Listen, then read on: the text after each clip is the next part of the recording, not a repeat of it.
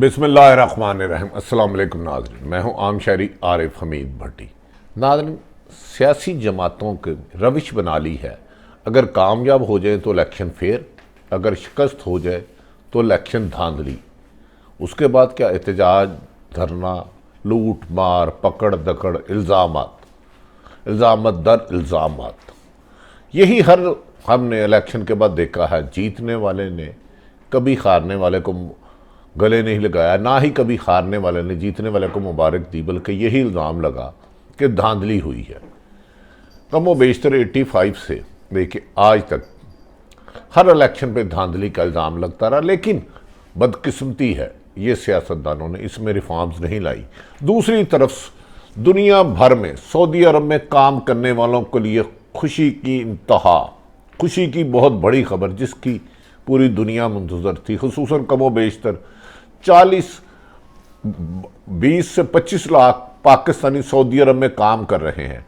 इतनी बड़ी खुशखबरी जिसके वो मुंतज़र से कफ़ील की कैद से आज़ाद कर दिया गया। अब सऊदी अरब में मुलाजमीन जो काम करते हैं अपनी मर्ज़ी से एक कंपनी से दूसरी कंपनी में जा सकते हैं, कफ़ील की पाबंद नहीं होंगे, जब चाहे मुल्क छोड़ सकते हैं, जब चाहे मुल्क सऊदी अरब में वापस आ सकते हैं। उन पर पाबंदियों की जो बेड़ियाँ हथकड़ियाँ थी वो सऊदी हुकूमत ने ख़त्म कर दी। सऊदी अरब के इस इक़दाम को पूरी दुनिया में सराहा जा रहा है। लेबर रिफॉर्म्स इंस्टीट्यूट जो इन्होंने लिया है अपने LRI के तहत, इसको पूरी दुनिया में सराहा जा रहा है और ये आज ही से नाफिज अमल होगा। आज के बाद सऊदी अरब में काम करने वाले गैर मुल्की तमाम, जिनमें 20 लाख से ज़्यादा पाकिस्तानी हैं, वो जब चाहे अपनी जॉब एक जगह से छोड़ के दूसरी जगह कर सकते हैं। उन्हें अपने कफ़ील की इजाज़त नहीं लेनी होगी। जबकि इससे बड़ी खुशखबरी कि ये अपने डिजिटल डॉक्यूमेंट्स के ज़रिए सरकारी नौकरियाँ भी हासिल कर सकेंगे और एक स्टेज आएगी कि इनको सऊदी अरब में रिहायशी परमिट भी मिल सकेगा। ये आज तक सऊदी अरब में नहीं हुआ। जब सऊदी अरब को अमेरिका ने धोखा दिया, मोहम्मद बिन सलमान ने गैरों की झोली में गिरे, जब उनसे वापस आए तो उन्हें एहसास हुआ कि मुस्लिम ममालिक के लोग जिन्होंने सऊदी अरब को अपने खून और पसीने से बुलंद व आला इमारतों से बनाया, इसलिए नाज़रीन ये पाकिस्तान के लिए बहुत ज़्यादा अच्छी खबर है। और जो खुसूसन हमारे पाकिस्तानी भाइयों को गैर मुल्की वहाँ कर रहे हैं, वो आइंदा पाबंदियों से आज़ाद होंगे और बेहतर से बेहतर रोज़गार हासिल करके अपने पाकिस्तानी भाइयों को और अपनी बेहतर ज़िंदगी गुजार सकेंगे। ये खबर का इंकशाफ सऊदी गैर खबर एजेंसी ने किया है। उन्होंने कहा इस इस्लाहात का इतवार यानी आज ही से नाफुज अमल होगा। इस अमल से लाखों मौजूदा मुलाजमीन को फ़ायदा होगा और करोड़ों को आने वाले दिनों में होगा। नाज़रीन, हम आ जाते हैं पहली स्टोरी की तरफ। कल आप जानते हैं PDM को जो शिकस्त फाश हुई अपने अंदरूनी इख्तलाफात की वजह से, क्योंकि अगर ये यूसुफ रज़ा गिलानी 20 के फ़र्क से जब 7 वोट कैंसिल हुए, रिजेक्ट हुए, तो उस पर उन्होंने जीत का जश्न मनाया। उन्होंने कहा कि PTI के लोगों ने ही हफीज़ शेख को रिजेक्ट कर दिया और जानबूझ के वोट कैंसिल किए हैं, ऐसी जगह स्टैंप की है कि वो कैंसिल हो जाए। अब जब उनके वोटरों ने PDM के लोगों ने एक दूसरे पर अदम एतमाद करते हुए, नो कॉन्फिडेंस करते हुए, शक की नज़र से देखते अपना वोट कैंसिल किया, तो अब अदालत का सहारा ले रहे हैं। काश ये अदालत में जब जाएंगे तो जो सेनेटर मुंतखब होते हुए 7 वोट मुस्तरद हुए थे, रिजेक्ट हुए थे, क्या PDM उसका भी रेफरेंस देगी? नहीं, ऐसा नहीं होगा। लेकिन अब केस इनका इसलिए कमज़ोर हो गया है कि डिप्टी चेयरमैन के इंतखाब में जो 7 वोट रिजेक्ट हुए थे वो PTI के कैंडिडेट मिर्ज़ा साहब को मिल गए। उसके बाद इनका नैरेटिव बिल्कुल ज़ीरो हो गया। ताहम इसको पीपल्स पार्टी धांधली करार दे रही है, क्योंकि ये वो कह रहे हैं कि हमारा कैंडिडेट हार गया, जबकि गफूर हैदरी को बेचारे डिस्कस ही नहीं कर रहे। और मौलाना फजलुर रहमान साहब ने कहा है कि मेरे से धोखा करने वाले, अब मैं इनको ऐसा जवाब दूंगा कि ये हिस्ट्री में याद रखेंगे। नाज़रीन, दूसरी तरफ वफाकी वज़ीर आज शिबली फराज और फवाद चौधरी साहब ने एक प्रेस कॉन्फ्रेंस की।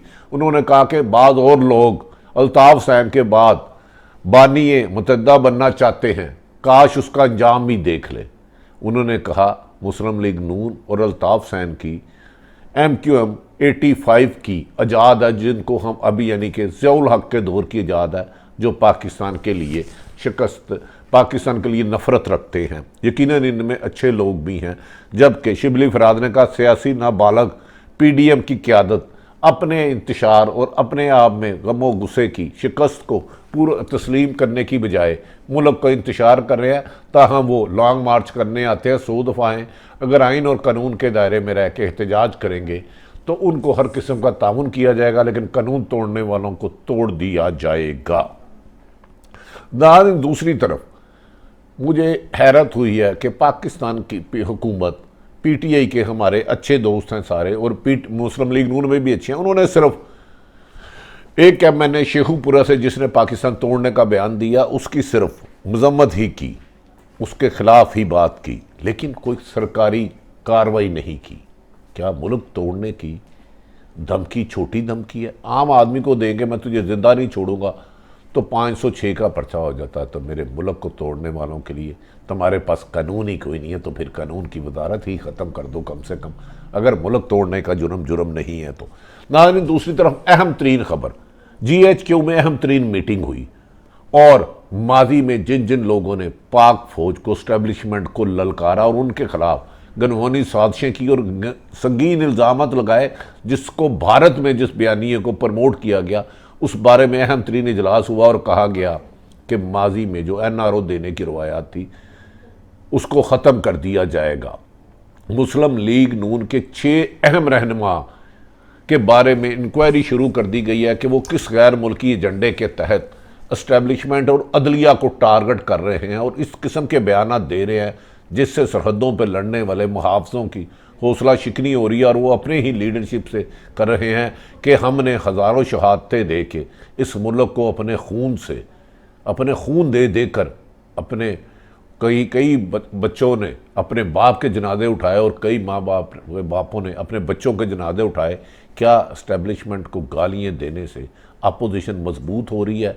और जिस तरह आर्मी इस्टेब्लिशमेंट में इसका दबाव बढ़ता जा रहा है कि वो जो लोग पाकिस्तान की इस्टेब्लिशमेंट को नाहक इल्ज़ाम लगा रहे हैं उनको रोका जाए। इस सिलसिले में कहा जा रहा है कि ये भी फैसला किया गया है कि इस्टेब्लिशमेंट अदलिया कोई भी इदारा सिर्फ़ और सिर्फ आइन और कानून के तहत अपनी ड्यूटी अंजाम देगा। कोई भी हुक्मरान हो उसके साथ आइन और कानूनी ताउन किया जाएगा, गैर कानूनी ताउन नहीं किया जाएगा और सियासत में हिस्सा नहीं लिया जाएगा। हमें उम्मीद है कि पाकिस्तान के ख़िलाफ़ खुल बोलने वाली ज़बान और उठने वाले हाथ काटने के लिए कानून हरकत में आएगा या जो भी सदा है। दूसरी तरफ नाज़रीन, जो सबसे अहम तरीन खबर है ख़ुसूसन पाकिस्तान के लिए, पाकिस्तान में 20 लाख से ज़्यादा लोग सऊदी अरब में जाके दिन रात मेहनत मजदूरी करते हैं, लेकिन जब उनका कफील चाहता था पकड़ के उन्हें बाहर फेंक देता था और उनको एक नौकरी से दूसरी नौकरी पर स्विच नहीं करने दिया जाता था। वो उसकी मर्जी के बगैर पाकिस्तान अपने मुल्क में आ नहीं सकते थे, ना ही उधर जा सकते थे। आज सऊदीया हुकूमत ने एक अहम तरीन फैसला करके लोगों के दिल जीत लिए। हम तवक्को करते हैं कि सऊदी अरब के मोहम्मद बिन सलमान आइंदा भी ऐसा ही फैसला करते रहेंगे और जो नया कानून नाफज किया फौरी आज ही से नाफिजुल अमल होगा। गैर मुल्क एजेंसी के मुताबिक उन्होंने कहा है कि नया कानून जो इस्लाहात लाखों मुलाजमिन नौकरियों की पाबंदी से जकड़े हुए थे उनको आज़ादी मिल गई है बेड़ियों बकरियों से, कि वो अब अपने सिर्फ मुलाजमिन जब चाहें अपने आजर यानी कि कफील की मर्जी के बगैर दूसरी नौकरी पर जा सकते हैं, एक से दूसरी, दूसरी से तीसरी, जहां उनको अच्छा मौका मिलेगा वो उससे नौकरी कर सकते हैं, बदल सकते हैं, अपनी मर्जी मनपसंद नौकरी पर जा सकते हैं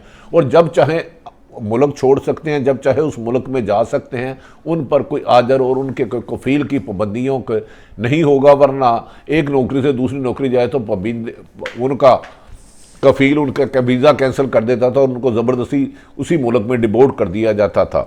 नाज़रीन, इस इक़दाम से गैर मुल्की हुकूमतों के शोबों में डिजिटल कागजात के साथ दरख्वास्तें देने की भी इजाज़त होगी कि सरकारी मुलाजमों में, यानी कि जो पराज बेचारे सिर्फ मजदूरी मेहनत कर रहे थे, रेहड़ी लगाते थे, छोटे मोटे काम करते थे, अब सरकारी गैर मुल्कियों को भी इजाज़त होगी कि वो इस सिलसिले में सरकारी नौकरियां कर सके और इज़्ज़त और बेहतर रिज़्क़ से अपनी ज़िंदगी गुजार सकें।